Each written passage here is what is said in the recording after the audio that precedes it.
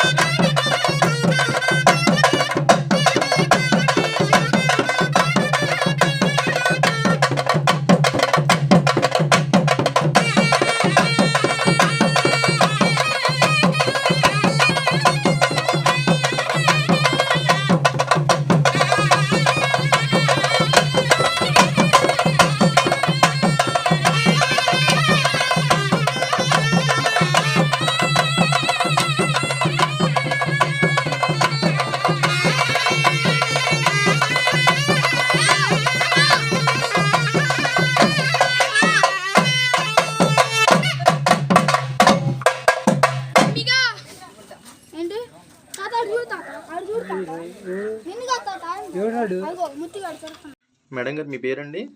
లక్ష్మీ పూర్తి పేరు చెప్పండి మేడం గారు. లక్ష్మీ నరసమ్మ మానికల. మానికల లక్ష్మీ. ఏ ఊరు మేడం మీది? మాది తెలంగాణ వేంసూరు మండలం ఖమ్మం డిస్టిక్.